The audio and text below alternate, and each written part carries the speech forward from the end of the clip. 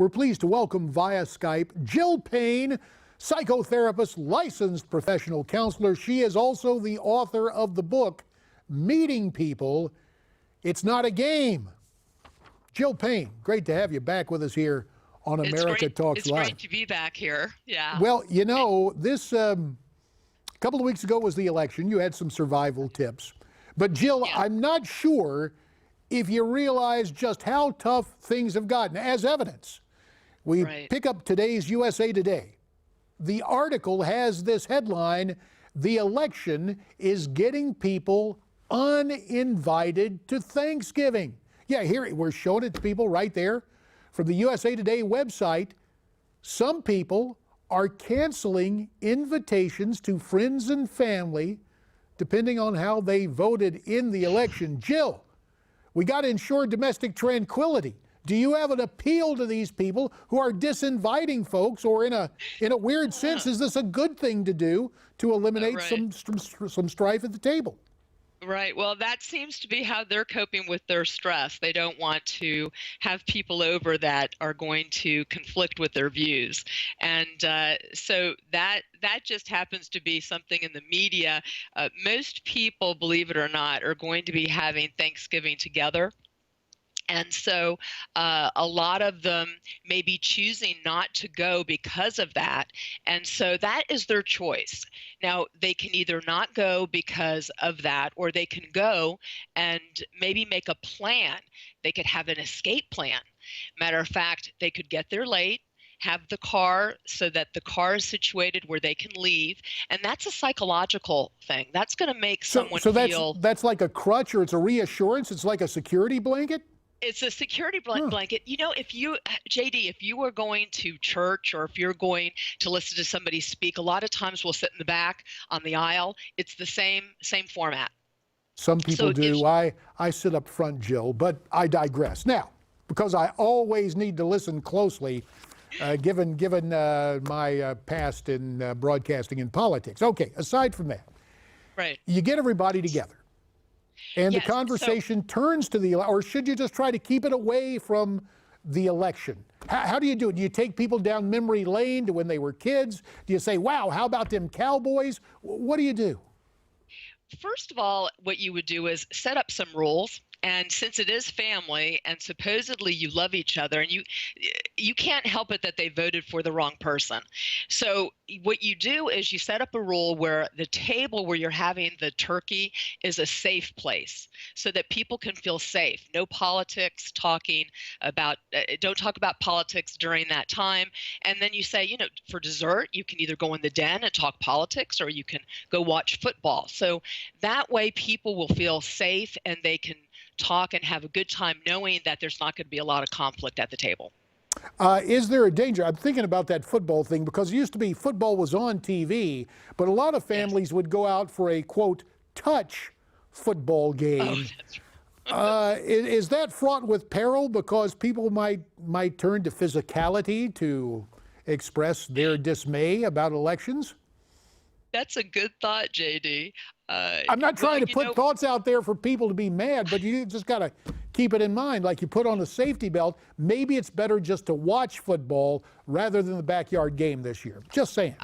I'm thinking that probably would be a good thing. Or, you know, just know your people that you're with. So I tell people when they're going to their holiday meals to be with the family members that they get along with. And also, you sort of know certain family members, how they are and who they voted for.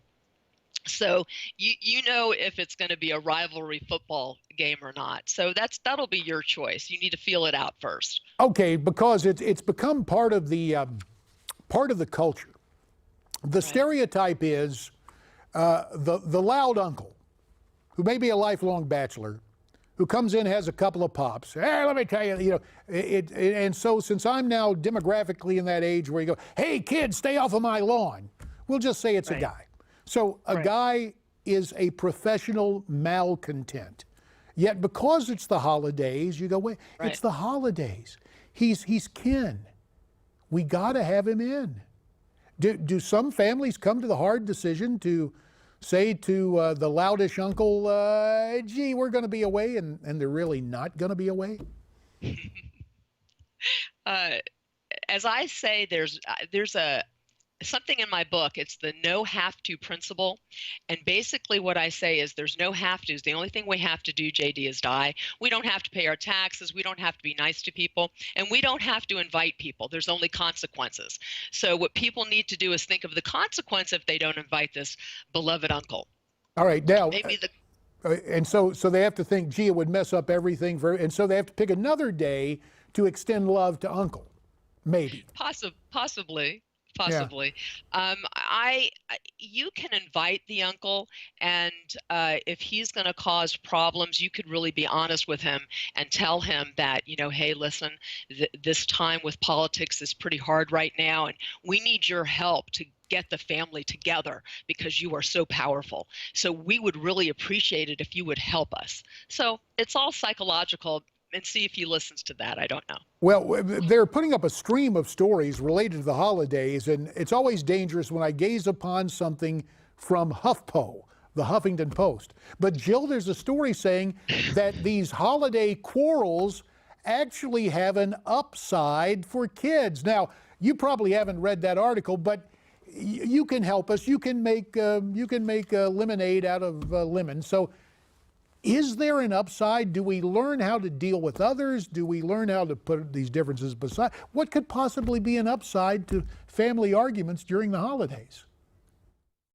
Well, it depends on how you argue. So this would be a good time because everybody's into technology now and they're having problems communicating. So maybe this would be a good time for little ones to see how appropriate conversation goes. And hopefully it would be appropriate where people are talking, not raising their voices, doing some active listening and realizing what to say and what not to say. So it would be a learning experience if the adults are modeling it appropriately. And yeah. To that point, in politics, we'd have consultants who would say, yes, if they say that, you say this. So I guess this is almost verbal choreography. Are there some magic phrases that take away the tension? Are there some things, maybe your top three very quickly. We've got a couple of minutes left. Maybe your top two. What should we be doing? One is, I hear you. I understand. That's a very interesting comment, a very good comment. So as long as you are hearing that person and validating that it's a wonderful comment, you might not agree with it. It's a wonderful comment, then that person feels validated and that will make him feel better, or he or she. Good. Hey, we've got a call from Cranston, Rhode Island. Mike is on the line. Mike, is it going to be a peaceful and happy Thanksgiving at your house, or is there going to be some stress, Mike? Well, the stress is released.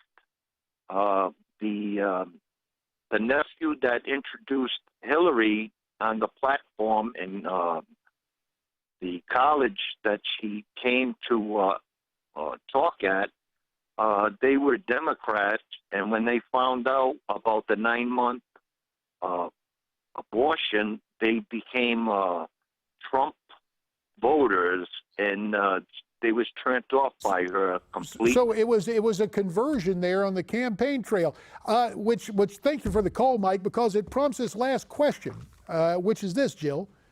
People go into this thing thinking they can influence and change people's minds. Is that a mistaken perception at the dinner table on Thanksgiving to try and change somebody's mind? Got about 30 seconds. Right. Okay. Everything's perceptual. So if they think that they're able to do that and then that doesn't happen, that's going to be a disappointment in their expectation. And no one can change anybody's mind. So that is very important for us to go when we're into family, to know that that person, especially you have 5 minutes, maybe an hour, there's no way you can change someone's mind. So you need to know that, do active listening, hear them out, may not agree with them. If steam is going through your ears or blowing out your ears, just maintain composure and remember we're going to stay respect. composed. We're going to stay composed. And thank you, Jill Payne. Again, the name of her book is Meeting People. It's not a game, nor is sitting down for Thanksgiving dinner. Thanks again, Jill.